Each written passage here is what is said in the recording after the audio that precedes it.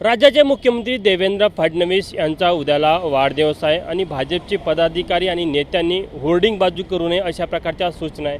मात्र दुसऱ्या पक्षातले नेते आमदार मुख्यमंत्री देवेंद्र फडणवीस यांना वाढदिवसाच्या शुभेच्छा देताना मागे नसल्याचं पाहायला मिळतं। आपण बघू शकतो की राष्ट्रवादी काँग्रेसचे आमदार व माजी मंत्री धर्माराव बाबा आत्राम यांनी देखील नागपूरमध्ये मुख्यमंत्री देवेंद्र फडणवीस यांच्या वाढदिवसाच्या शुभेच्छाचे मोठे होर्डिंग्स वर्धा रोडवर लावल्याचं पाहायला मिळत आहे।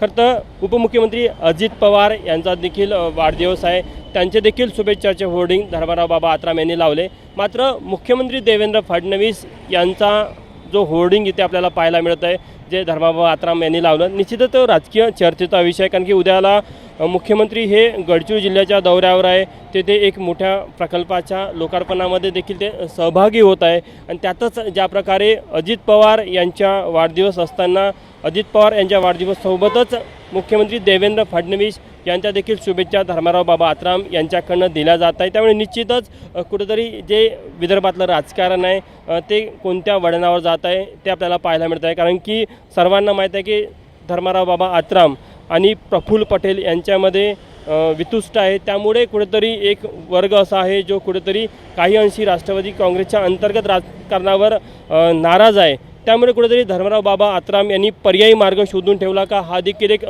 चर्चेचा विषय बनलेला आहे। कारण की लोकसभा निवडणुकीमध्ये ते लोकसभेमध्ये भाजपच्या चिन्हावर निवडणूक लढणार अशी एक चर्चा होती, मात्र तसं झालं नाही।